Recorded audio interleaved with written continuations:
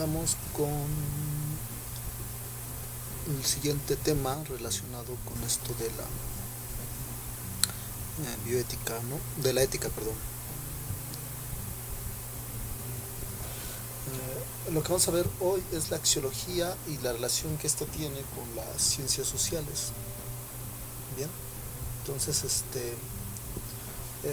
vamos a ir viendo este tema en cuestión.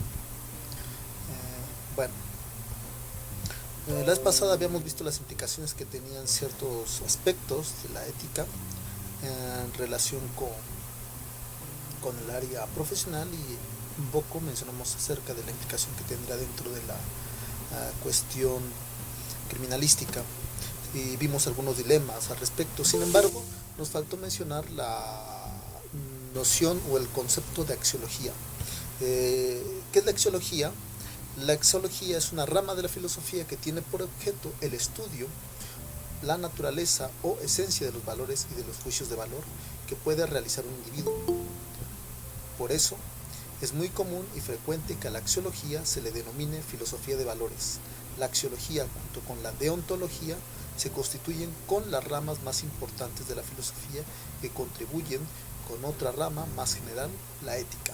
Ahora bien, para ir entrando ya de lleno en esta cuestión, en esta materia, la pregunta que yo les haría ahorita sería la siguiente. Cuando se les habla de valores, los asociamos por lo general también con los principios. Sin embargo, esta cuestión de los valores y los principios, que aparentemente van de la mano, también generan controversia, porque la pregunta que les voy a hacer es la siguiente y me gustaría escucharlos, qué piensan acerca de ello. ¿Consideran que los valores son subjetivos o objetivos? ¿O creen que los valores solamente depende de uno o depende de un grupo de personas esta noción de valores? ¿Quién le gustaría iniciar dando su punto de vista al respecto?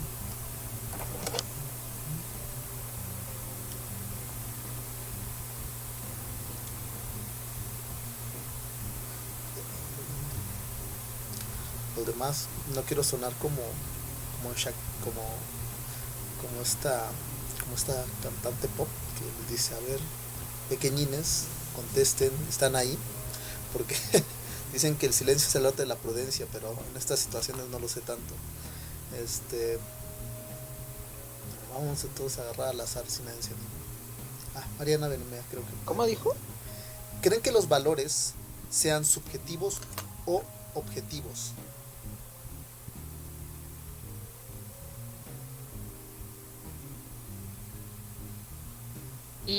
Yo digo que puede ser de las dos formas, A porque por ver, ejemplo si es en el trabajo tiene que ser pues objetivo, porque puedes involucrar sentimientos, bueno al menos en nuestro campo laboral.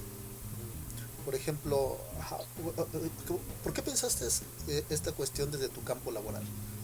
¿Qué tipo de ejemplo o qué tipo de imagen o no sé, escena se te ocurrió? Mm,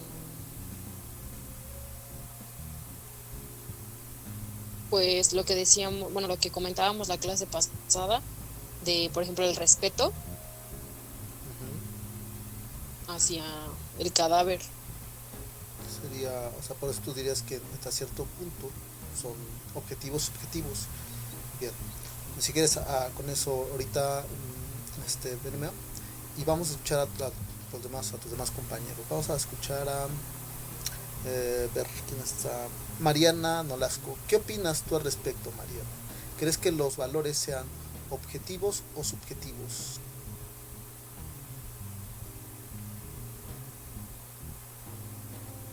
Profesor hablando a la Mariana. ¿Está ahí? ¿No está ahí? ¿No? Bien. Vamos con... Vamos a preguntarle a Violeta. Violeta, ¿pensarías que los valores son objetivos o subjetivos?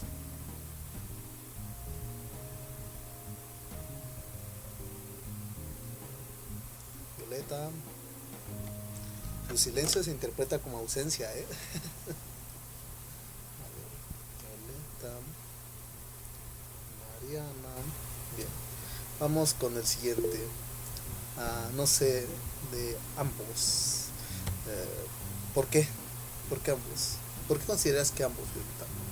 Mientras lo vas escribiendo, vamos a preguntarle a los otros. Vas fuera de la lista negra, Violeta, quedas fuera. Vamos con Laura. Laura, ¿tú qué opinarías al respecto? Pues yo opino igual que mi compañera, que ambos, porque ya como lo dijo ella, también se involucran a veces los sentimientos y luego por los sentimientos te dejas llevar muchas cosas. Por ejemplo, ya en algún detenido, no sé, que haya cometido un robo simple. Y pues a veces cuando pues los tenemos ahí empiezan a llorar, que es que tienen familia y es la primera vez que lo hacen y pues a veces por los sentimientos pues dejas como que haces algo o mueves algo para que pues esté menos tiempo en la detenido o algo así. Okay. Tú dirás que eh, hay que tomar en consideración esa parte emocional al momento también de, no sé, de tomar una decisión, como lo que acabo de decir, al momento de hacer una detención, pues también juega un papel importante esta parte emotiva, tú pondrías en juego y que tiene que ver con esta connotación subjetiva, ¿no? Sí. Bien, ok. Vamos a leer lo que dice su compañera Violeta, porque independientemente, ahora me voy al chat, dice, porque independientemente de los valores que tienes inculcados, pues tienes que tener otros valores en tu campo laboral, así como dicen mis compañeras, no involucrar tanto los sentimientos. Bueno, aquí Violeta parece que no está tan de acuerdo con esto de no involucrar los sentimientos. Claro. Ahorita vamos a ir analizando esto que ustedes mencionan sobre hasta qué punto podrían o no involucrarse los sentimientos. Una última pregunta, a ver aquí. Un varón. Alejandro, ¿tú qué pensarías sobre los valores? ¿Crees que sean subjetivos o objetivos? Alejandro, profesor, hablando de Alejandro.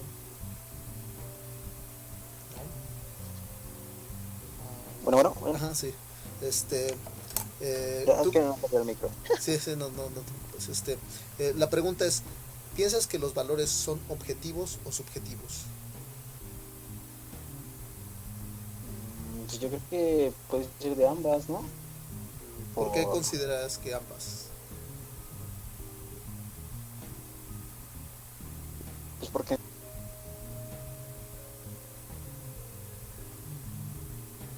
Creo que se nos fue, sí, sí, creo que se fue el sonido. Si quieres escríbelo y ahorita lo leemos. Y vamos a continuar con la presentación para ir ganando tiempo al respecto. Y bueno, decíamos que la axiología es la rama de la filosofía que tiene por objeto el estudio de la naturaleza y esencia de los valores. ¿Qué es en sí un valor? Ese va a ser un gran problema porque nosotros emitimos juicios al momento de considerar ciertas cosas como importantes o valiosas para nosotros. Por ejemplo, desde la honestidad, el respeto. Y la pregunta aquí también, y ahorita vamos a irlo analizando en el segundo punto, es si se podrían jerarquizar los valores, si puede haber valores más importantes que otros o hay valores que con mayor importancia respecto de otros. Bien, ahorita vamos a ir analizando todos esos puntos con más detalles. Continuando con esta noción, vemos que en efecto tanto los valores pueden ser subjetivos como, bueno, tanto hay valores subjetivos como valores objetivos. Bien, dentro de la axiología los valores podrán ser subjetivos o en cambio objetivos. Los subjetivos son aquellos mediante los cuales se plantea un medio que permite llegar a un fin y están impulsados por un deseo u objetivo a nivel personal. Por ejemplo, la solidaridad o el compañerismo. En cambio, los valores objetivos son valores por sí solos como la verdad o la belleza que plantean finalidades por sí solos. Si se fija, entonces aquí parece que los valores subjetivos están impulsados por ciertos deseos o por ciertos intereses personales que no necesariamente están peleados con una especie de individualismo o egoísmo, sino que pueden ir de la mano también con una parte colaborativa. Sin embargo, también parece que existen unos valores de corte objetivos y estos por sí mismos, como se nos dice aquí, emanan de manera colectiva y son válidos para todos. La vez pasada les decía que valores o que, bueno, una de las clases pasadas les decía cuál consideran que eran como ciertos valores importantes o cuáles consideraban que eran valores importantes. Ahora, mi pregunta o la pregunta que les voy a hacer, ¿creen que se pueda jerarquizar los valores? ¿Creen que haya una jerarquía dentro de los valores?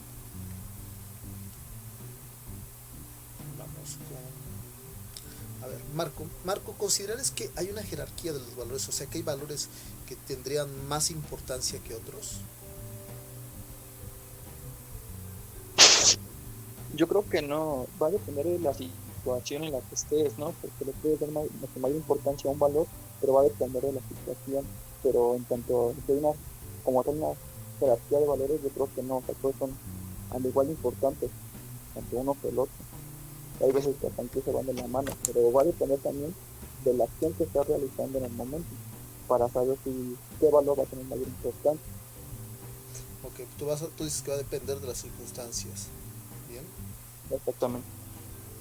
Esto es interesante. Ahorita vamos a ir a analizar más a fondo esto que me están diciendo.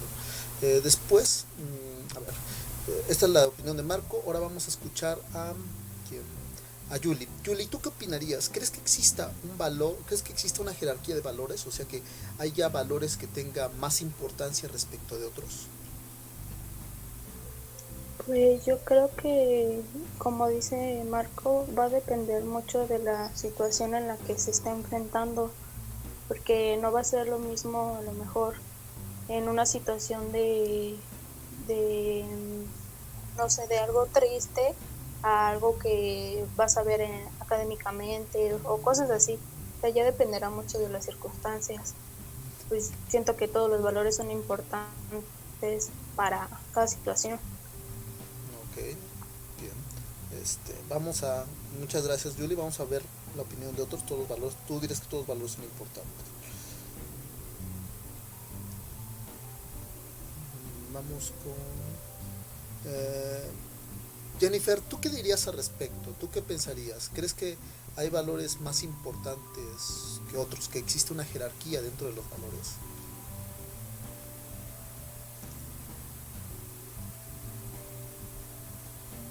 Yo pienso igual que todos los valores son importantes, pero creo que depende mucho de la persona, porque pues para unas personas son más importantes algunos valores y para otras otros.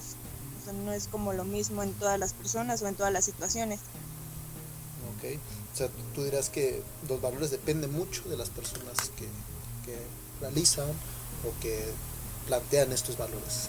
Bien, esto es importante porque ahora vamos a ver, para algunos, uno de los grandes debates, gracias Jennifer, uno de los debates que siempre ha generado este tipo de dilucidaciones en torno sobre la importancia de los valores y si existen valores más importantes unos que otros, tiene que ver precisamente con la forma en que percibimos o asimilamos estos conceptos de valores o esta relación en torno a lo que consideraremos mucho más importante respecto de una decisión o de algo que decimos que es de mayor relevancia.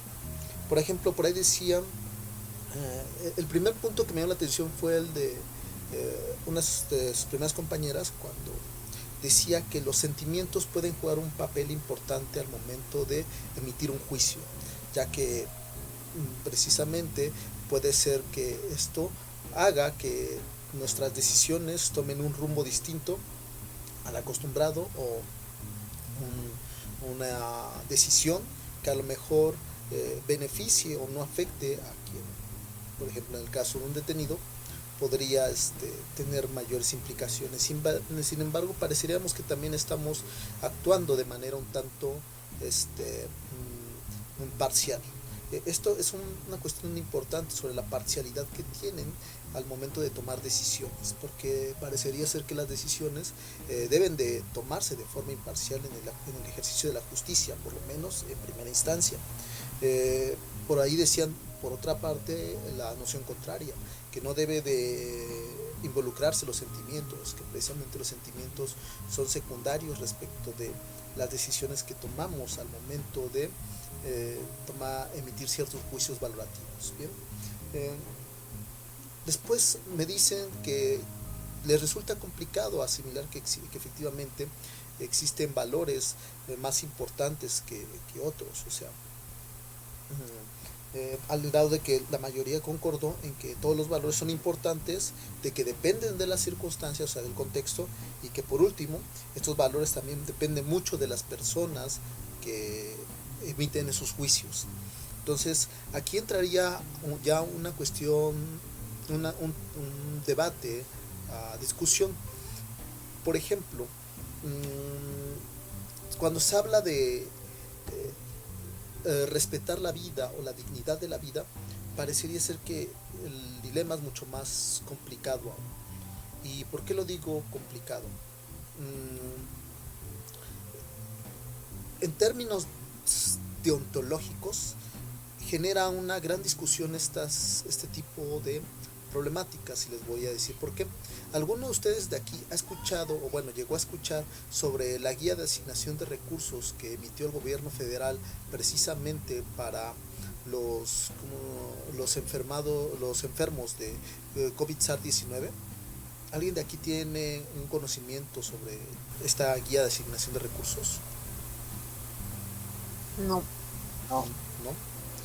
Esto es importante porque la guía de asignación de recursos que en su momento se emitió y que se bajó ya de la página federal de la Ciudad de México, designaba esto que tenía gran peso al momento de decir quién merecía un ventilador y quién no en una situación grave, o en el caso de que se tuviera solamente un ventilador y 2 pacientes enfermos. Fíjense lo que les voy a preguntar, y me gustaría que los que restan, que no han participado, emitan su opinión al respecto. Si supónganse que ustedes fueran unos médicos o alguien que está concibiendo un enfermo que llega con esta enfermedad de COVID-19 al hospital, o son parte de alguien, supongamos que están ahí por X o Y situación, o son parte de un perito, y de repente les resulta oír que llega un enfermo de COVID-19 y resulta que ahí está una persona de mayor edad, de 60 años, esperando un ventilador. Sin embargo, entra un joven que tiene entre 22 o 23 años a la sala, y oyen al médico decir que a pesar de que el señor está esperando ya desde hace rato, es mejor dársela al joven que acaba de entrar porque sus posibilidades de vida son mayores que las del adulto mayor. ¿Ustedes qué pensarían al respecto? Por ejemplo, me quedo con Jennifer, con Eric. ¿Tú qué pensarías al respecto, Eric? ¿Crees que está bien?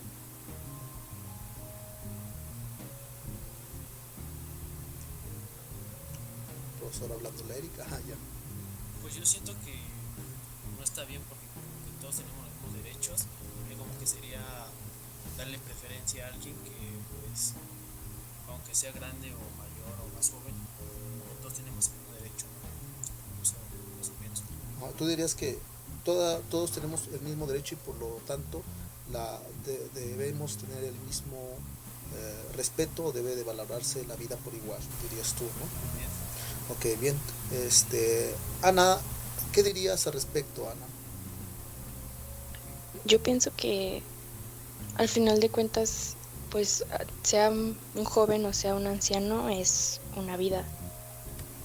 O sea, tú dices que no importa si es joven o es un adulto mayor, lo que importa es que es una vida.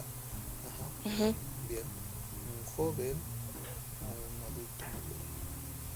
No importa. Ok, bien, gracias, Ana. Alejandro, ¿tú qué pensarías al respecto? Pues es que sí sería como un poco injusto que le dieran preferencia a otros. Tú dirías que no es justo que le den preferencia por el solo hecho de ser joven, y que muchos dirían que es mucho más productivo que un adulto mayor. Pues sí. Ok, bien. Y Teo, para cerrar con esta primera intervención. ¿Tú qué dirías al respecto, Teo? Profe, disculpe, la verdad no lo escuché cuál era la pregunta. Disculpe. Bien. La pregunta, Teo, era supongamos que tú estás ahí en un hospital por X o Y circunstancia y de repente ves que hay un adulto mayor que ya lleva tiempo esperando un respirador, y en ese momento entra otro paciente más joven de 22, 25 años y el médico decide o le da la instrucción a los enfermeros, a los camilleros que pasen al joven porque tiene muchas más probabilidades de vida y asimismo también es una persona que si vive sería más productiva que el adulto mayor. ¿Qué pensarías al respecto? Híjole, o sea, sí tiene razón el doctor, pero pues también no se me hace nada justo para el otro señor. O sea, sí tiene razón lo que dice, pero no sé la verdad en qué posición ahí me pondría. Yo siento que no podría hacer eso, ¿no? O sea, que como que sería así como que llegó primero él y pues tiene que ser él, ¿no? Bien, o sea, tú dirías que hay que respetar el orden que va llegando y también no, sin importar que sea un adulto, un joven. Sí, bueno, es que no puede decir, pues vale más él por ser joven que por el otro, o sea, pues qué tal si el otro, uno más bien el otro también supongo que su familia igual lo ha de querer tanto como al otro, entonces no, bueno, yo no podría tomar esa decisión. Bien, ok, tú no podrás tomar esa decisión. Ahora, esto es muy importante porque, fíjense, tal vez de repente estos dilemas que nos parecen estar demasiado distanciados de cierta realidad es irónicamente un pan o el pan de cada día. No obstante, tan lo vemos así, que también la cuestión de la información juega un factor primordial al momento de evidenciar estos tipos de fallas que tienen estos manuales, porque son, por ejemplo, se dice que era una guía de asignación de recursos, o sea, era una especie de manual o guía que le facilitaba la toma de decisiones a los médicos, enfermeras y a quienes recibieran a estos pacientes con COVID-19. Sin embargo, y venía una especie de criterios. Este era uno de los criterios, por ejemplo. Ustedes, de forma instantánea y automática, la mayoría dijo que era injusto, que no era adecuado. Tan es así que precisamente empezaron a dar sus motivos o razones del por qué. Pero gran parte de la cuestión que estaba de fondo era un problema ya más detallado. Por ejemplo, podía venir un joven de 22 o 23 años, pero si tenía obesidad y le fallaba el corazón, y tenías a un anciano, bueno, o a un adulto mayor de 65 años, pero no tenía ningún problema en su organismo, ¿a quién creen que se le tenía que asignar el respirador? Es el mismo ejemplo, pero ya con otras variables. ¿Qué creen que diría la guía o qué creen que decía esta guía sobre a quién se le tenía que dar? Al gordito no. Efectivamente era lo que decía la guía, que si parecía de un paro, que si era alguien propenso con colesterol y con una enfermedad, no se le tenía que dar porque pues podía complicar y se le tenía que asignar al adulto mayor. Y otro ejemplo, ahorita que estás conectado, supongamos que tienes a 3 jóvenes en las mismas condiciones, o sea, están sólidos, tienen buena salud y todo esto tiene implicaciones, y nada más tienes un respirador o tienes 2, ¿a quiénes se les asigna? Yo tomaría los más, bueno, ¿no dice que de la misma edad todos? Uh-huh. Pues que se lo turnen. No se pueden turnar. Lamentablemente cuando te lo pones ya no hay opción.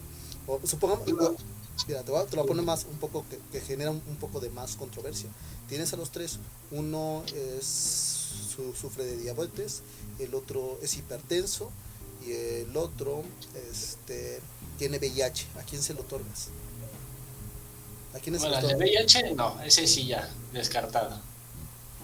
Tú dirías, Y ¿y por qué? ¿Por qué en automático lo descartarías?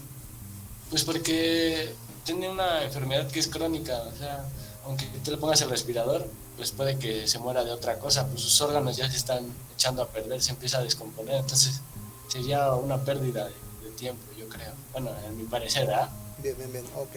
Pues ese es tu punto. Tú dirías se los asigna a los otros dos. Los demás, ¿qué pensarían al respecto? Gracias, Teo. Por eso les puse Ay, ese ejemplo. Eh, ¿Quién opina que también deberían de sacrificar al de VIH?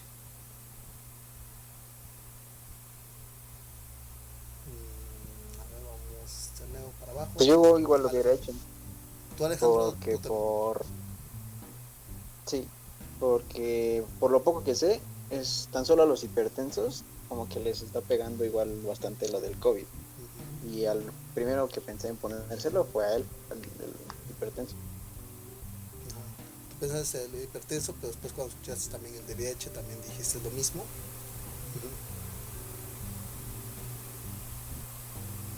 Creo que se falló un poco el sonido.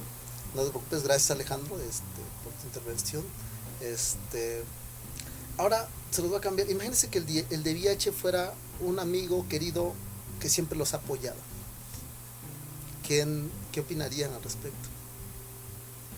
yo lo mismo. Tú dirás que lo mismo, tú te mantendrías en la misma decisión. Bien, los demás, vamos acá. Violeta, ¿tú qué dirías? Bueno, Violeta creo que tenía un problema con su micrófono. Vamos con Mariana, que estaba ausente. Creo que ya estuvo. Pues lo mismo, ¿no? Pues de cualquier manera, pues mi amigo así, si tiene VIH, pues se va a morir de todas formas. Porque pues igual ya no se puede hacer nada. Bien. Esto llama mucho la atención porque dice mucho o comunica mucho de cómo valoramos o cómo le asignamos cierto valor a la vida. Y la pregunta es si la vida tiene por sí mismo un valor. Les voy a poner un ejemplo de lo un tanto trágico que puede, o de un tanto controversial con lo que decía Teo, si no me equivoco, cuando decía, es que de todos modos se va a morir, sus órganos están empezando a ser alterados y esta alteración le está afectando al grado de que pues, tarde o temprano va a morir. O sea, ¿para qué prolongar su muerte? Y mejor que muera. Pero nunca ha pensado que el hipertenso también de repente de un día para otro puede morir, o el diabético se le puede subir, o el diabético puede llegar a ser una persona sumamente irresponsable que sigue tomando azúcares a pesar de que no se la han hecho y se le sube el grado y le da paro diabético y se muere. Nunca, y a lo mejor el del VIH es un sujeto responsable que a lo mejor puede llegar a vivir más tiempo. Nunca han pensado en este tipo de factores, porque parece que nuestras decisiones, como decía el video que vimos la clase pasada, suelen ser utilitaristas cuando lo vemos en términos de medición o en términos de unidad de medida, pero cuando aplicamos ciertos elementos o factores que parecería ser que modifican las circunstancias de la propensión o alargamiento de la vida, se pone más complicado la aseveración o la determinación por la cual podemos llegar a decir que en efecto una persona o una vida vale más que otra. Allí es donde entra aparentemente el conflicto, y esto suele ser un tanto discutido enormemente, porque lo primero que sale a flote es una especie de problemática. Este tipo de corriente responde a algo que puede ser desde un punto de vista, decía la vez pasada, utilitarista, y desde un punto de vista deontológico. Utilitarista, habíamos señalado que tiene que ver con esta cuestión de la utilidad, evitar el mal, evitar el mal menor, tratar de tener un mal menor y a cambio tener un bien mayor. Entonces, si el sacrificio, muerte de ciertas personas implica un mal menor, se justifica las acciones. No sé hasta qué punto estarán de acuerdo con esto. Estoy pensando en un ejemplo que podría ser controversial. por ejemplo, esto ya sé qué ejemplo que me gusta mucho, que es el que muchas veces denosta estas o evidencia estas problemáticas a nivel. Ustedes están, ¿ves lo que les voy han escuchado hablar sobre el aborto? Supongo la mayoría de ustedes. Cuando se habla de la despenalización del aborto, ¿a qué nos estamos refiriendo? Despenalización del aborto, ¿alguien me puede decir? Pues a que ya no sea un delito abortar. Ok, dices bien. Entonces, ¿tú consideras que sí es un delito o no es un delito abortar? Pues por la ley sí es un delito. Ok, o sea, en el Código Penal sí está tipificado como un delito. Tú. Ajá, pero ¿tú estás de acuerdo con eso? No. ¿Por qué no? Pues, ¿por qué no? Ok, sí, entiendo. Si a mí me preguntan, ¿robar es un delito? Pues sí, porque le está arrebatando algo que a una persona le costó mucho trabajo obtener. Pero ¿por qué no sería un delito entonces para ti? Porque no sabemos la razón por la cual la mujer está abortando. Ellos simplemente dicen, pues abortó y ya, cometió un delito. O sea, no saben las circunstancias o qué la orilló a que ella abortara. Bien, y esto llama la atención porque fíjate cómo generó no sé si se dieron cuenta la mayoría y con su compañera Benovea cuando dijo, la ley dice, o sea, como diciendo, yo respeto la ley, pero cuando le preguntaron, alguien ahí de Escopero dijo, pero tú qué opinas, porque era un poco por ahí, dijo, yo no estoy de acuerdo. O sea, podemos, ¿hasta qué punto estamos, con lo que le decía, hasta qué punto estamos dispuestos a respetar la ley cuando consideramos que atenta contra los principios de otra persona? ¿Quién de aquí estaría, por ejemplo, quién de aquí estaría en contra del aborto? Diría, yo no estoy a favor, porque independientemente de que la ley lo diga.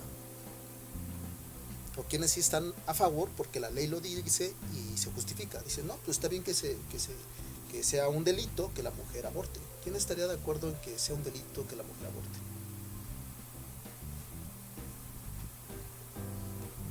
Vamos a pasar. Mariana, que aparecía como ausente hace rato. Mariana Nolasco. Yo pues no sabría porque, bueno, estoy como entre sí y entre no. Bien, ¿por qué? Sí, porque pues a lo mejor algunas personas, bueno, algunas mujeres no tienen como los recursos para tener a su bebé, o a lo mejor fue por una violación o algo así.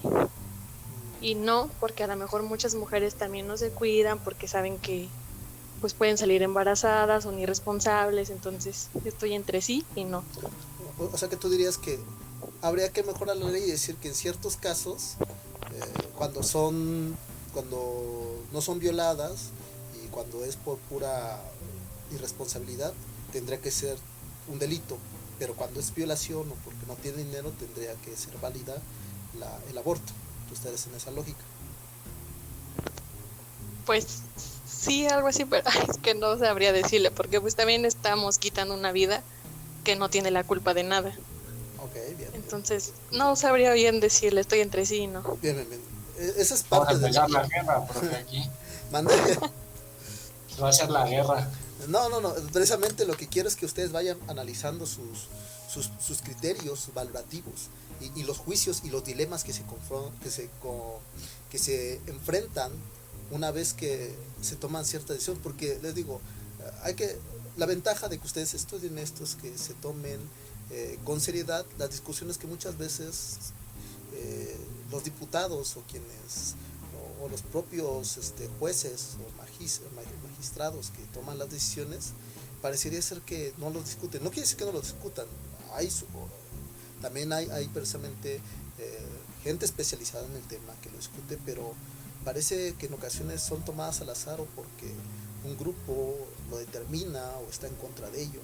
Entonces aquí no se trata de ver quién tiene la mayor razón sobre el otro, sino precisamente ver qué tipo de mecanismos tenemos que utilizar al momento de que se nos presentan estos conflictos, que ahorita es pero conforme vamos viendo, vamos a ver también cómo es lo que les digo, lo que tal vez ustedes decían, tener un respeto hacia el cuerpo, pero cuál es el trato adecuado respecto del cuerpo, o sea, hasta qué punto podemos decir que existe un trato digno sobre el cuerpo del fallecido, ¿no? Que eso lo vamos a ver más adelante, o de qué manera es que se debe de abordar un cuerpo que ha sufrido una transgresión fisiológica, y eso es lo que quiero que vayamos viendo con detalles, porque lo que decían, en el caso de la violación es una cuestión muy, muy severa, porque pues es contra la voluntad de la mujer,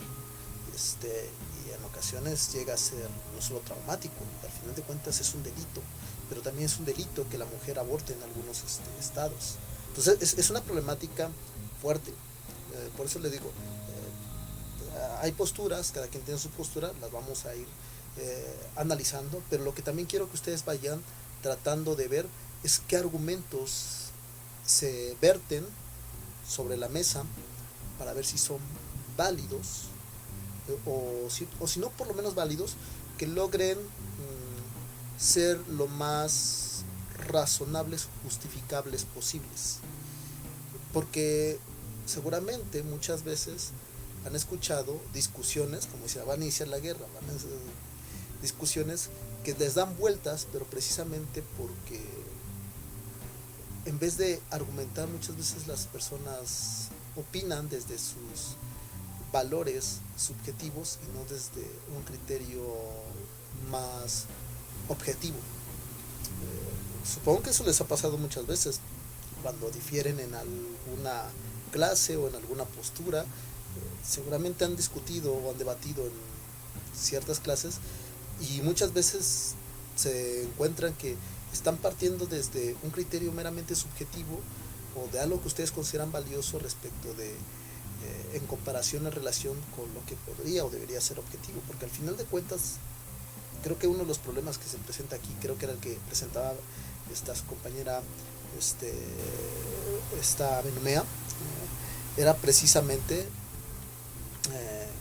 que la ley lo dice, y yo como perito, y ni se diga los abogados, yo tengo que respetar la ley y hacerla valer, pero mi persona me dice que no estoy tan de acuerdo con esa postura.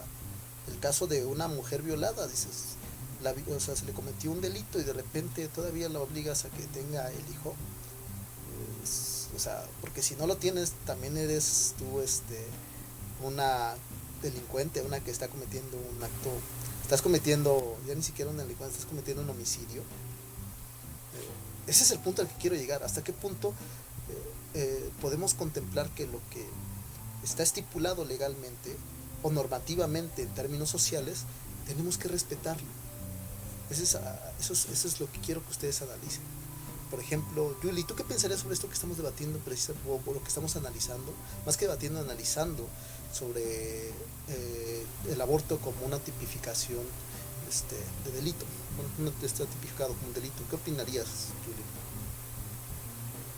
Pues no lo sé.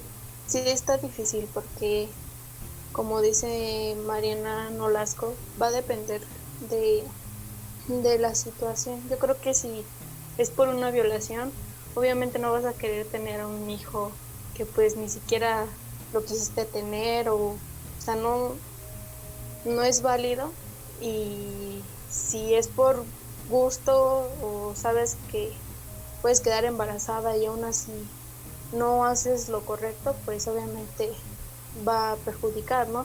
Ahí sí se vería como mal, pero pues igual está difícil, no sé, se me hace muy complicado, porque pues también la ley lo hace ver pues malo, y sí lo es porque pues es una vida, porque muchos digan que todavía no es un ser humano, sí, hasta que nazca, pues sigue siendo parte de la humanidad, ¿no?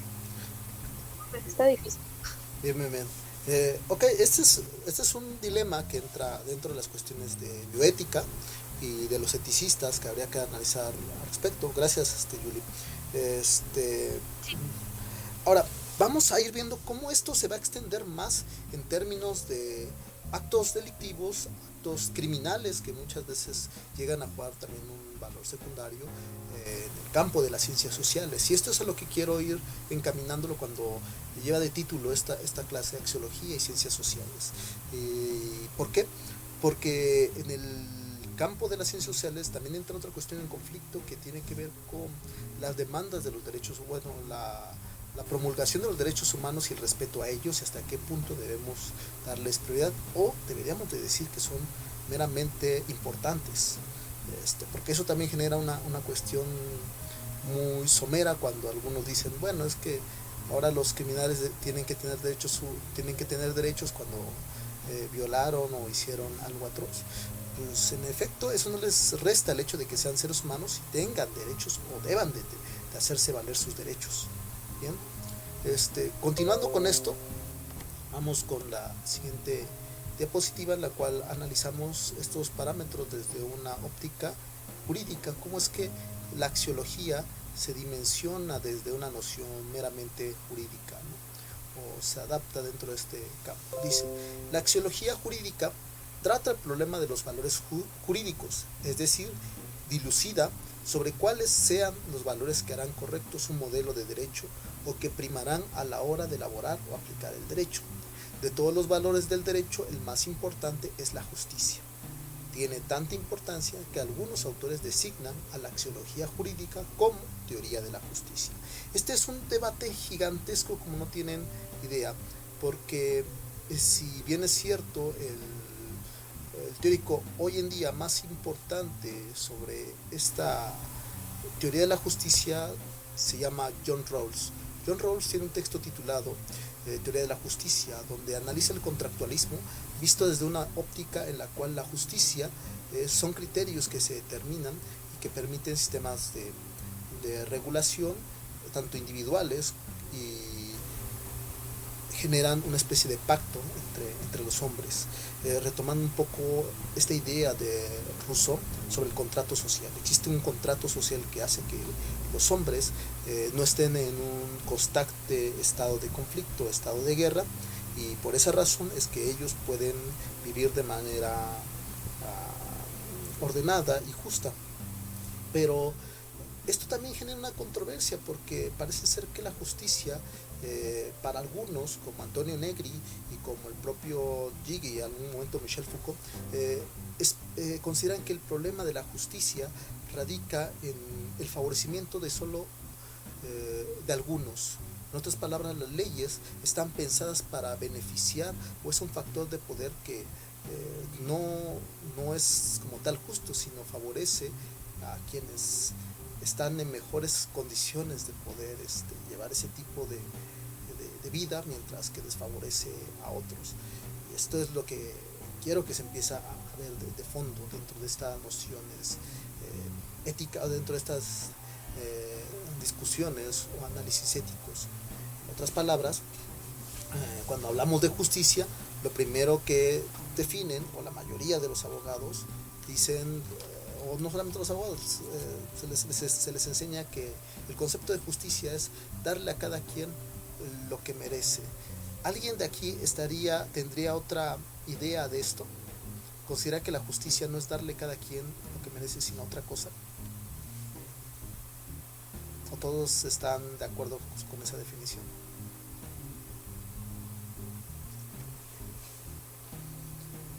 ¿No? Si no, entonces continúo para ver. Vamos con el siguiente punto que está dentro de, que tiene que ver con estos debates o achaques que tiene la axiología. Bien, entonces fíjense lo que se nos dice. Debates en torno a la axiología. Varios filósofos del derecho llaman a la axiología como la teoría de los valores, o también conocida como la deontología jurídica, lo que debe ser el derecho. Por tal motivo, la axiología jurídica forma parte de la filosofía jurídica. La axiología jurídica tiene un vínculo con todo ordenamiento social porque se basa y tiene de inicio en la declaración de derechos en los principios de las garantías jurídicas, cuales podemos identificar 3 garantías jurídicas debido al proceso: tutela efectiva y la seguridad jurídica. Bien, debido proceso, tutela efectiva y la seguridad jurídica. ¿Qué entendemos? Esto seguramente ustedes lo han de haber escuchado constantemente. El debido proceso. ¿Qué se entiende por el debido proceso? ¿Por qué se dice de repente que tal persona o tal perito o tal policía o tal autoridad no respetó el debido proceso? ¿Alguien tiene idea de eso? Vamos entonces a verlos al azar. Marco Antonio, ¿tú has escuchado esto cuando se dice es que no se respetó el debido proceso? Perdón, no escuché bien su pregunta.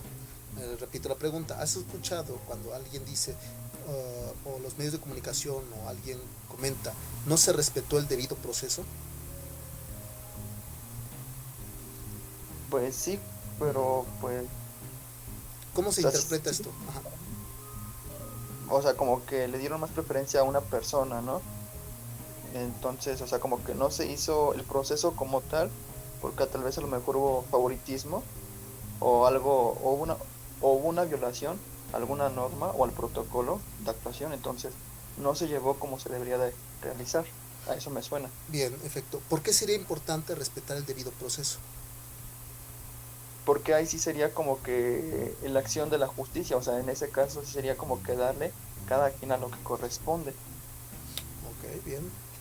¿Alguien más? O sea, ¿creen que, por qué? Ahora, esta es la segunda pregunta, ya un poco preguntamos, analizamos esto de qué se entiende por debido proceso, cuál es la idea tanto sobre el debido proceso, pero ¿por qué es importante respetar el debido proceso? ¿Alguno de ustedes conoce el caso de Florence Cassés?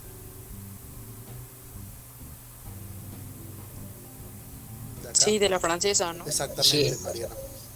¿Qué pasó con esta francesa que generó tanto debate y escollo a nivel público y en los medios de comunicación? ¿Alguien recuerda?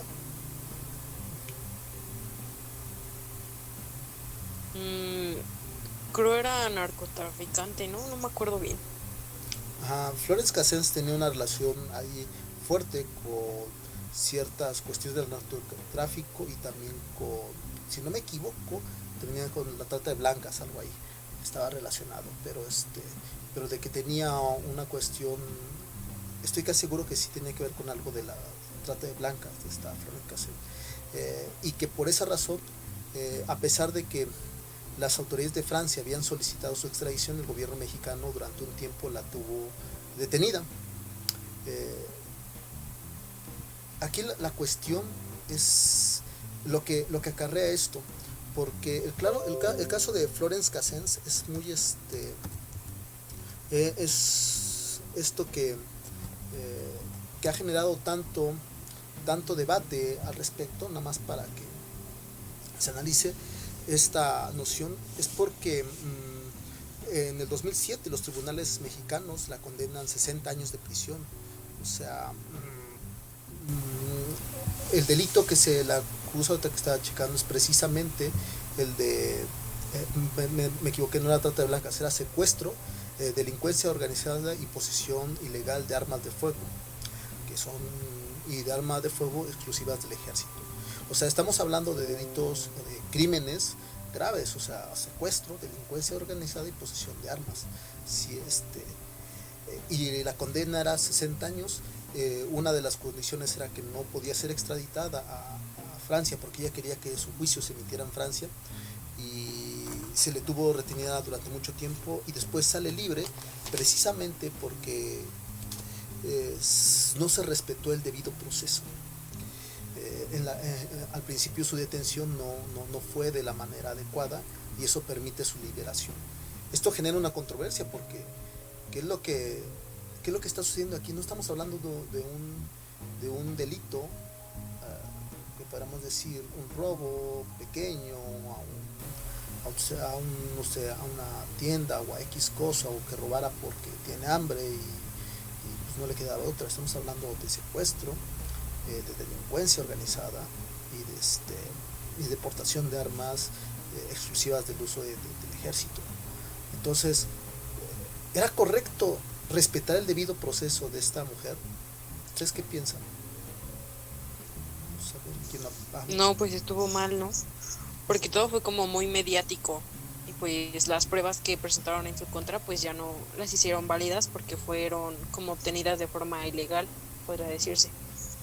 Bien, ajá. Los demás, Laura, Laura, ¿qué pensarías? ¿Crees que fue adecuado respetar el debido proceso para este tipo de persona? Pues sí, porque ella, como dijo Mariana, de cómo tienen las pruebas para ganarla, o para darle seguimiento a su proceso. O sea, tú dirías que sí hay que respetar el debido proceso de esta mujer independientemente de todo lo que hizo. Sí. Bien. Jennifer, ¿tú qué dirías?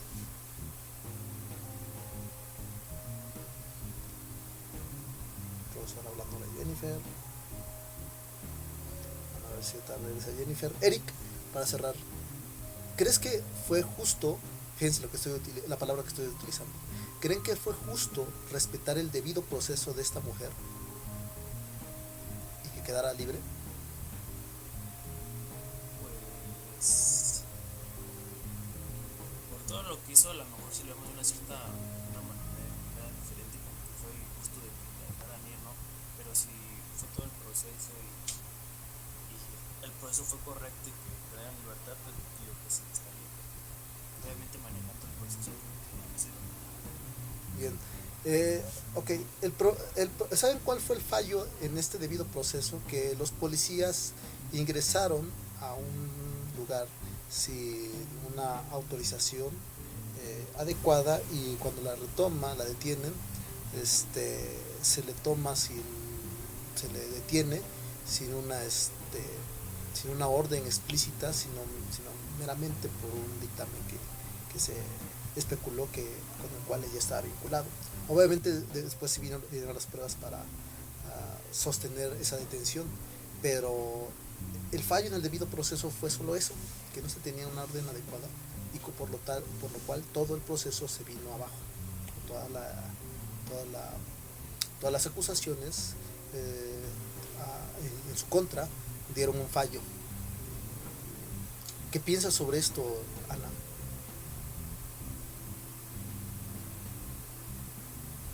¿Puede repetir la pregunta, por favor? A ver, repito, traten de estar ahí al tanto, porque eso de repetirse se complica. Le repito, el problema fue por el cual se dio el fallo es que precisamente los policías no tenían una orden directa para poder procesarla a ella, y aparte ingresar a un lugar que era no me acuerdo si era un lugar particular que también tenía ciertas reglas, pero cuando se le detiene, el único, por así decirlo, acto inadecuado que no se respetó fue no llevar la orden, y posteriormente, ya que se le detiene, pues se sacan las pruebas. ¿Tú estarías de acuerdo en que es válido, pues, que se le haya, pues sí, literalmente perdonado todos estos delitos simplemente porque no se respetó ese proceso? Pues no. ¿No? ¿Y por qué no? Porque, pues aunque las pruebas y demás hayan sido dadas de manera, pues, sin su consentimiento, pues no, o sea, sí sabían que ella había hecho todos esos delitos, y simplemente por una orden que se haya perdonado todo, pues no. Y para cerrar, ¿qué dirías? Gracias, Ana. ¿Qué dirías al respecto, Alejandro, sobre esto último? Pues es lo mismo, o sea, perdonar como tal, no.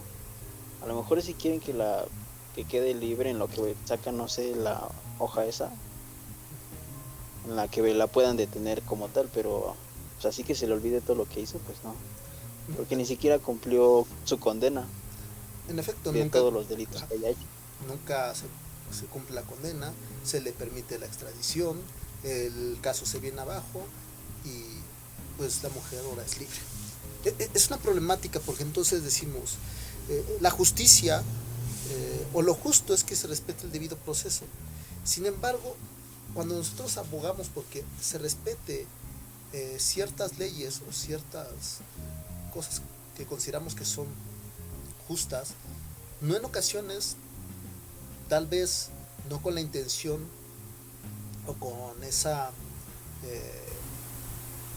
con esa intención o con ese afán de malevosía, estamos ejerciendo un acto de injusticia.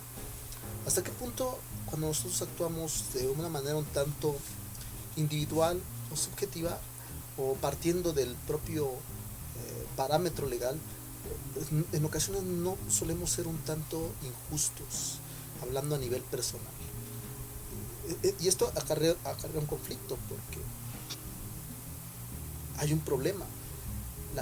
Tenemos que respetar la ley, hipotéticamente, pero en la práctica consideran que sea adecuado. O sea, Perdón que lo interrumpa, profe. En el caso que estaba planteando de la persona, la verdad desconozco un poco de este caso, pero si fue el motivo que supuestamente la dejaron en libertad solamente por una orden de aprehensión que no se tenía, se supone que en el código establece que se puede detener a una persona en caso urgente para evitar que ésta evada la justicia. Entonces ahí sería como que el proceso a lo mejor se realizó, pero lo vieron de otra forma, o a lo mejor influyó otra cosa. Ajá. Lo que se presupuso es lo siguiente, y se entiende por dónde va. En efecto, lo que se presupuso es de que a ella se le detiene de manera irregular, y en efecto está la presunción de inocencia, porque hasta que no se demuestre lo contrario se supone que es cuando por así decirlo, se te emite la condena. Hoy en día el artículo 40 constitucional hace si no me equivoco, fue modificado en este sexenio por el presidente de la República, donde precisamente se establece que esto del perdón, se fue la modificación que se hizo, es como fue que generó tanta controversia en este perdón a ciertos... ¿Mande? ¿La amnistía? Ajá, exactamente, la amnistía, que muchas veces no se ha interpretado de manera correcta. Este concepto de amnistía surge en este momento, pero durante esa época no existía esta concepción de amnistía, en la cual pues una serie de elementos permitían que tú puedas detener a la persona y pues, obviamente él tiene la presunción de inocencia hasta el momento. Sin embargo, se da el fallo porque se asume que muchas de las pruebas que se presentaron posteriormente son pruebas que pudieron haber sido manipuladas, y si fueron manipuladas, a lo mejor, y ahí era el argumento del abogado de Florence Cassés, o sea, yo no estoy diciendo que a lo mejor se le adjudiquen ciertos delitos y los tenga que pagar, los tiene que pagar, o sea, el problema es que se le quieran adjudicar delitos que ella no realizó, así como la decisión arbitraria en la cual se violó este procedimiento, se retuvo, se juntaron las pruebas, pero en ese proceso, durante ese traslado, durante el ingreso a su casa, nadie garantiza que por no llevar todo este proceso se le hayan puesto pruebas de más. Y entonces, si hablamos de que se le acreditan delitos o crímenes que ya no cometió, entonces ¿por qué tendría que la justicia impartirse de manera ¿cómo se llama? Por así decirlo, tenaz, y no reconocer también el error que alguno de los oficiales, peritos, persona que estuvo involucrada pudo haber cimentado y actuar de manera inadecuada. Entonces, lo que se solicita es, bueno, si hubo un fallo desde el principio, volvamos desde el principio a iniciar y ver cuáles son los fallos generales. Y eso es lo que permitió que precisamente se fueran pues evidenciando ciertas acciones que no fueron respetadas a nivel legal, lo cual le permitió primero la extradición, porque no fue la liberación sino la extradición, y ya una vez extraditada el juicio se retoma desde el principio, se ven ciertos fallos y por eso la mujer queda libre. Al final de cuentas es una cuestión un tanto complicada, porque precisamente lo que vemos es de que los fallos legales y el fallo actuar de quienes ejercen estas detenciones en ocasiones no respetan los mismos protocolos y hacen que quienes podrían ser efectivamente sentenciados a prisión por delitos graves, al cometer este tipo de errores, permiten que puedan salir en libertad, y no solo eso, sino que ponga en entredicho el ejercicio de la ley y de quienes tratan de establecer el orden o la justicia, hablando propiamente de los policías o de los judiciales o de quienes les corresponde hacer este tipo de ¿cómo se llama? De acto, por así decirlo, de establecer de detención o de contención del orden y establecimiento de la justicia. Ese es el punto al cual quiero que vayamos llegando, porque ¿quién de ustedes, o fíjense la pregunta que os voy a decir, quién de ustedes puede ver a un policía como alguien que les va a proveer seguridad al 100%? ¿Quién de ustedes confía, más en sentido coloquial, quién de ustedes confía en un policía? Sí, yo veo a un policía y sí le tengo confianza en su totalidad. ¿Quién? Yo no. Mariana dice, yo no, fíjense, ¿quién más?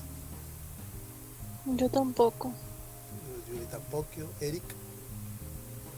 Yo tampoco. Bueno, digamos que a nivel federal son un poco más honestos, pero estatal y municipal para nada. Fíjate, eso es interesante, ¿cómo la clasificó Eric? A nivel federal, pues pueden ser más honestos, pero a nivel estatal y municipal, no, yo no confío en ninguno. ¿Quién más? ¿Quién no confía en los estatales ni en los municipales? Que yo tampoco les digo, pero es una cuestión interesante, porque pues creo que la mayoría no se va a confiar en un policía. Ajá, claro. Pero ¿y a qué crees que se deba la desconfianza de los policías? Por su forma de actuar con la sociedad. Entonces, fíjate, también la corrupción también. La corrupción, efectivamente. Hay muchos elementos que nos impiden ver a un policía como un ciudadano al cual se le debe de respetar, ¿no es cierto? O sea, regularmente lo vemos y dices, no, para así decirlo, el adjetivo que se le pone muchas veces, se le mira bien el puerco, ¿no? O sea, porque pues se considera como un animal sucio. Entonces, es una forma despectiva de referirse a la autoridad, precisamente porque no se le deposita o no se le tiene una confianza al respecto. Consideramos que son, irónicamente pareciera que consideramos que son personas que actúan de manera inmoral, no amoral, sino inmoral.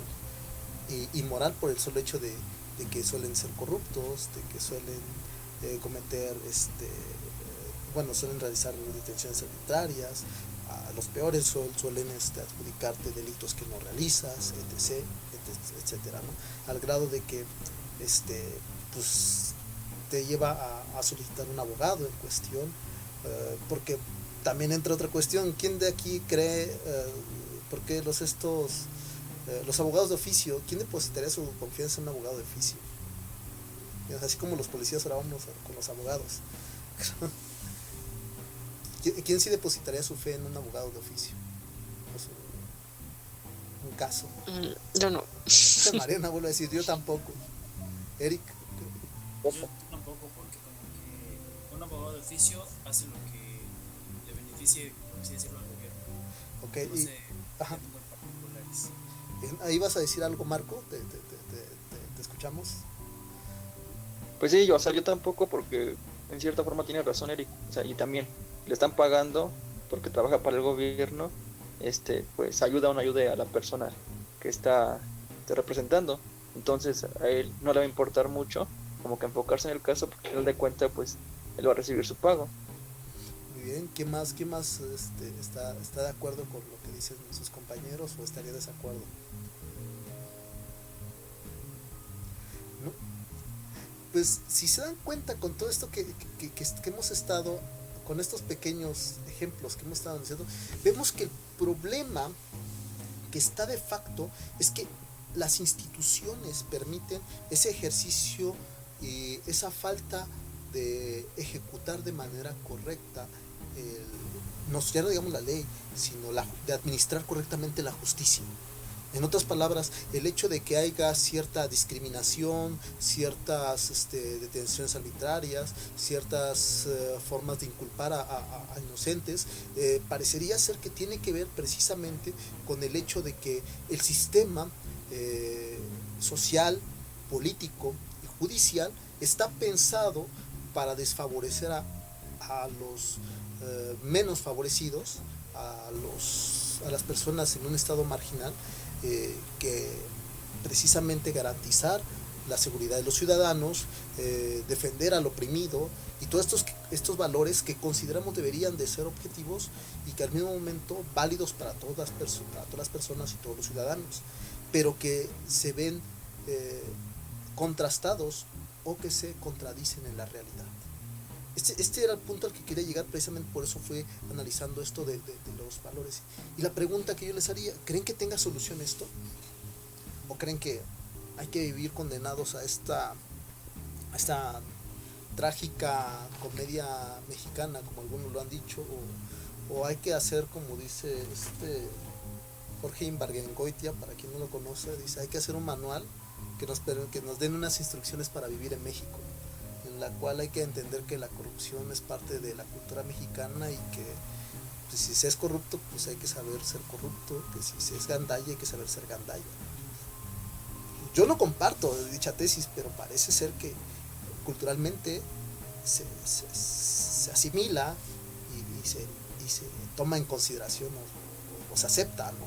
Y ese es el anclaje de lo que nos lleva a tomarnos con cierta seriedad la importancia de la ética y de los valores que están en disputa. Por eso es que parte del ejercicio de esta materia es reflexionar sobre esos principios axiológicos y morales que nos permitan establecer ciertos parámetros a nivel profesional y sobre todo guiarnos de manera correcta para evitar este tipo de ya no digamos de problemas o de obstáculos, sino este tipo de actos inmorales, inadecuados, que no deberían de estar pasando, pero que constantemente pasan y lo vemos día con día en nuestro país, y no solamente en nuestro país, en varias partes del mundo. Basta abrir el periódico y ver cuántos casos, desde los más simples hasta los más complejos, tienen que ver con una inadecuada impartición de justicia, ¿bien? Y con una violación a ciertos principios éticos que deberíamos de considerar como fundamentales o por lo menos importantes, no solamente para mí, sino para los demás y para quienes nos rodean. Ese es por ahí donde va la discusión, y es donde quiero que se vaya analizando aparte de esta disputa al respecto. Sí se va viendo por dónde es que quiero que se vaya viendo este análisis, esta repercusión, y por qué es importante la ética y el análisis o reflexión de esta. Dígame quién así como queremos o desearíamos que quien es un médico atienda sin tener prejuicios por raza, por nacionalidad o porque sea un delincuente, debe de sanarlo independientemente de la condición, porque es parte de su obligación, es parte de su código deontológico. Deberíamos de pensar que también el abogado, sin importar que fuera un abogado de oficio, que como bien han señalado lamentablemente la mayoría de ellos responde porque le paga el gobierno, porque le conviene meter a tal o retener a X o Y personas en mayores circunstancias en estas cárceles o confinamientos, tenerlos confinados, pues debería actuar justamente porque la paga no es porque le está haciendo un favor al gobierno, sino porque su deber es tratar de ser lo más justo al momento de tener estos casos ahí presentes, al igual que el policía, que debería de tratar de velar por la seguridad del ciudadano y no velar por sus intereses personales, pese a que también existe una condición desfavorable al momento de que se les entregan de que ellos tienen que comprar sus armas, sus chalecos y todo esto que es parte de la estructura social. Yo diría que el problema, más que verlo desde una noción particular en la cual analizamos que el problema son ellos, nunca se han puesto a pensar si es parte del sistema generar este tipo de marginados sociales o de gente constreñida socialmente. Nunca han cuestionado si verdaderamente el problema no son realmente los individuos o las personas, sino todo un sistema que ha generado las condiciones para que se desarrollen este tipo de factores de indiferencia y de actos injustos. Nunca lo han analizado con cierta mesura. Nunca se han puesto a pensar si efectivamente es parte del sistema y si el mismo sistema ha establecido valores o principios que creemos que son mucho más importantes que otros. Les voy a poner un ejemplo. ¿Quién consideraría fíjense lo que les voy a decir aquí, este ejemplo me gusta más. ¿Qué valor creen que sea más importante? ¿La honestidad o la infidelidad? Y hablo infidelidad a grandes rasgos, que un amigo que siempre te ha sido fiel, de repente te resulta dar una puñalada por la espalda, o alguien que es honesto y que te dice tus verdades independientemente de que te molestes o que te dice que te engañó, X que cosa. ¿Cuál consideran que es más? ¿Cuál les dolería menos? ¿Que les sean infieles o que les sean o que sean o más no, porque la honestidad parece que es un valor importante, que les sean infieles o que les digan mentiras o que les mientan? ¿Qué prefieren? ¿A un mentiroso o a alguien que les es infiel? Que van casi de la mano, pero a mejor el término, a una persona deshonesta, ¿quién dirían que es peor persona? ¿Una persona deshonesta o una persona infiel? Yo pienso que una deshonesta, porque como usted dice, va de la mano. O sea, el que miente es, para algunas cosas prácticamente infiel. Yo siento que es más, que adolería más una persona deshonesta. Tú dirás que deshonesta, ajá. Por ahí creo que alguien más tenía su micrófono.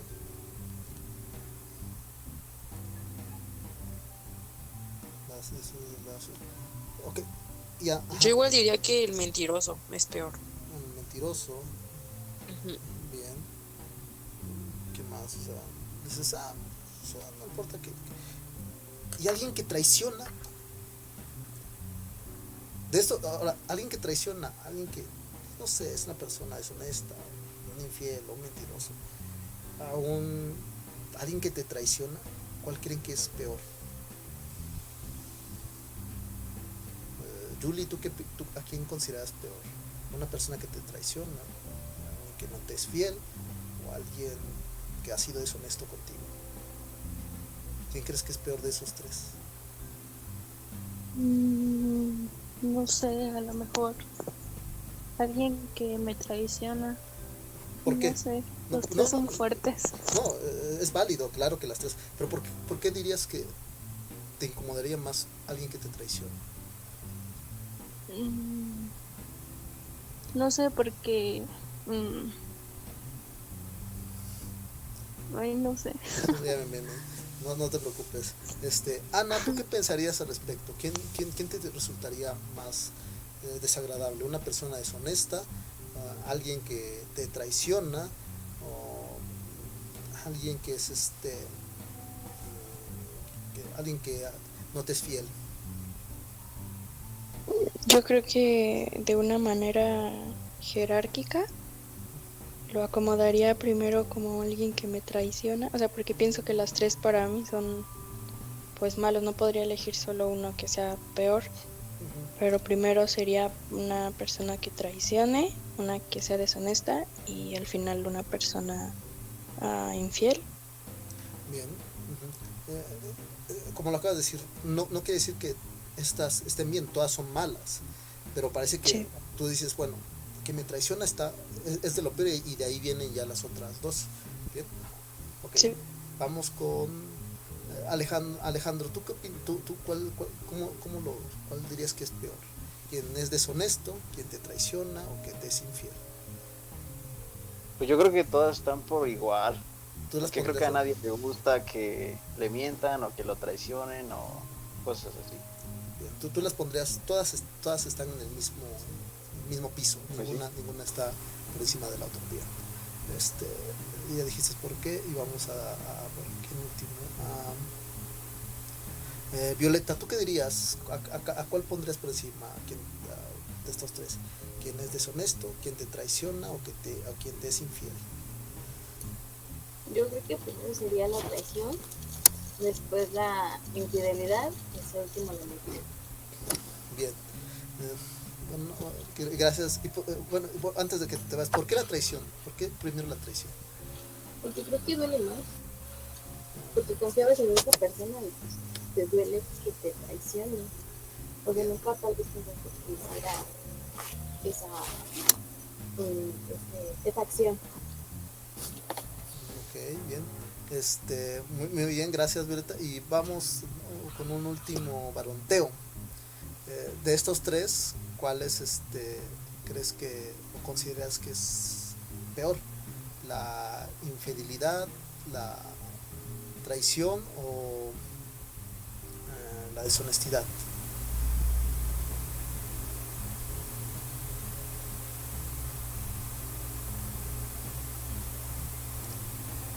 Teo regresa. ¿Cuál dijo? De estos tres, que ya abrió su micrófono, de estos tres, ¿cuál consideran que es peor? ¿Que la deshonestidad, la traición o alguien que te es infiel, la infidelidad?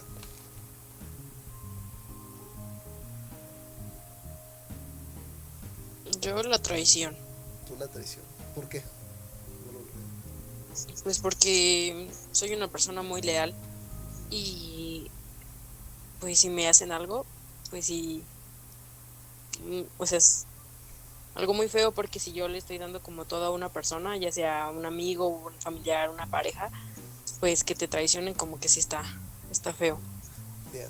Entonces, este ejercicio que ahorita hice con ustedes no es nuevo, pero sí genera un sentimiento muy casi colectivo en la mayoría del mexicano. O sea, por ahí no recuerdo en qué texto leí, dejen busco porque no me gusta de repente citar sin saber, bueno, mencionar cierta alusión sin cierto texto, pero se aseveraba que dentro de la cultura de lo mexicano la traición es un concepto que le duele tanto. O sea, tú prefieres que te sean fiel, que te mientan o que sean en ocasiones deshonestos, un poco hipócritas, pero no toleras la traición. La traición en la cultura mexicana parece que está arraigada desde esta cultura, desde esta noción post-prehispánica, al grado de que el malinchismo es un concepto propiamente dentro de la sociedad mexicana y entra un valor que repercute mucho. Esta noción del malinchismo. O sea, si saben lo que significa o de dónde viene esta palabra malinchismo. ¿Alguien? Aquí sabe. Sí, de la Malinche. En efecto. ¿De qué se le acusa la Malinche? De traicionar a los indígenas, para traducirle todo a Hernán Cortés. Efectivamente, o sea, es una traición. Por eso para nosotros los mexicanos parece que el concepto de ser un malinchista es alguien, este malinchismo está arraigado culturalmente. Desde estamos aquí nos traiciona. Porque no solamente fue el caso de la Malinche, se le adjudica porque pues también hay una connotación institucional sobre un ejercicio de poder por el solo hecho de que sea mujer, porque históricamente no son los únicos, no es la única historia de traición que existe en nuestro país. Cuando se mata a Villa Carranza se comete traición y también está arraigado en la concepción de lo mexicano. O sea, la traición es un valor que el mexicano difícilmente perdona, O sea, hipotéticamente parece que como mexicanos lo que menos perdonamos es la traición. La infidelidad parece ser que no importa tanto, te molesta, lo secundas y después o realizas el mismo acto, ¿no? o sea, de en algún momento regresar la infidelidad. No sé si alguno de ustedes ha visto esta película que se llama, no sé si cortarme las venas o dejármelas largas, Antonio Caro, y precisamente en algún momento la personaje que interpreta Lubica Paleta, que es una mujer, dice, ¿tú crees cuando están dialogando y ella dice, le restriegan la cara a su compañero, a su esposo, que le está haciendo infiel con la vecina, y ella le contesta, ¿tú crees que las mujeres somos pendejas? Dice, no, nos hacemos pendejas, que es distinto, ¿no? O sea, como diciendo, te lo perdono, pero lo que no te perdono es que me hayas traicionado con este tipo de sujeto, con este homosexual, o sea, eso sí no te lo perdono. Te perdono la infidelidad, pero no te perdono la traición. Entonces es irónico porque es parte del reflejo de la cultura popular mexicana, pero que también está cimentada culturalmente. Y es a lo que yo quiero llegar con esta noción de las instituciones. Parece que los sistemas institucionales generan ciertos actos de represión sobre una sociedad en particular. Y aquí es donde yo quiero ya entrar sobre un análisis de las ciencias sociales y el parámetro de lo social que vamos a estar analizando la siguiente clase. Que tiene que ver con cómo las instituciones generan modelos conceptuales, tipificaciones fisiológicas del criminal que durante mucho tiempo se daban como verdaderas y que posteriormente se pusieron en disputa con el avance de la psicología social y de la psicología clínica sobre si efectivamente el delincuente nacía ya con esos genes o su fisiología o su cráneo y su cuerpo determinaban su grado de violencia y de criminalidad, o si simplemente es una condición o el tono de piel que durante mucho tiempo en países como Estados Unidos determinaban las condiciones de esclavos o las formas en que estos operaban, como nos lo redacta Harper Lee en su texto titulado Cómo matar a un ruiseñor, ¿no? Donde se comete un acto de justicia en contra de estas personas afrodescendientes y que en cierta medida carecían de ciertos derechos, y que en la sociedad o en la cultura mexicana están implícitos y hasta están de manera, por así decirlo, normalizados en el lenguaje y en nuestro quehacer, al punto de que valoramos ciertas cosas respecto de otras. Un ejemplo para ir cerrando este punto y ya también ir concluyendo esta parte sobre estos análisis que quiero que vayamos viendo con detalles es, ¿cuántos de ustedes no han ido? A mí de repente ya últimamente me incomoda, antes no lo asimilaba, a lo mejor después de que uno lee ciertos aspectos sobre discriminación y sobre clasismo y racismo, se da cuenta de ciertos, así como existen los micromachismos, también existen los microclasismos que nosotros normalizamos. No han escuchado de repente a madres que dicen, es que mira, te nació güerito, está bien bonito, y lo primero que me pasa por la cabeza es, bonito, todos los bebés tienen caras de asterisco, o sea, vean todos arrugados, parecen Sharpay, yo no veo que sean bonitos, ¿no? Pero dicen, es güerito, es bonito, o sea, como si el solo hecho como de el tono de piel ya determina el hecho de que sea bonito y por lo tanto va a ser bueno en la vida. Fíjense, entra una categoría moral, es bonito, por lo tanto es bueno. Es mejor ser güerito que ser morenito. Es lo que está implícito detrás de una especie de microracismo que esté ahí inculco. Otro ejemplo, ¿cuántos de ustedes no van al mercado, a la tienda o al tianguis? Yo suelo ir mucho al tianguis, por eso lo digo. Me encanta ir, escoger la verdura, o es como poner la ropa. Entonces, así como entro a un centro comercial, que tal no lo hago a las librerías, o sea, me encanta también eso. Entonces, ¿no han escuchado que les dicen, usted escoja la güerita? Y yo digo, ¿dónde yo soy moreno? ¿Dónde me vio lo pálido, no? La falta de sangre. Pues no, a mí me gusta que me digan moreno, ¿no? Creo que me digan, no, ¿qué pasó moreno? Pues sí, pues es lo que soy, ¿no? Moreno fuego, hasta creo que es más pasional que si te dicen güero desabrido, ¿no? Entonces cosas de ese tipo, ¿no? Son relevantes. pero que están implícitas dentro del clasismo de la sociedad mexicana y que generan una especie de valores al momento de tratar a X o Y persona. Y con esto cierro. La discriminación va ligada de toda esta infraestructura al momento de también detener a X o Y persona, ¿no? Pero bueno, lo dejamos por aquí y la próxima clase vamos retomando este punto secundario y vamos a iniciar sobre la moral. Si no les había podido subir los videos era porque tenía un problema con el celular esta semana, ya lo arreglé, y con el dispositivo de audio. De hecho, por eso compré este aparato, para que no generara de repente esos problemas. Y bueno, aquí lo dejamos y en esta semana ya les pongo las actividades. Bien, sin más, me despido, se cuidan y los veo la próxima semana. Ok, gracias, profe. No, Hasta luego, profe. hasta luego, Bye. cuídense, hasta luego, bye. Luego. Igual. Hasta luego.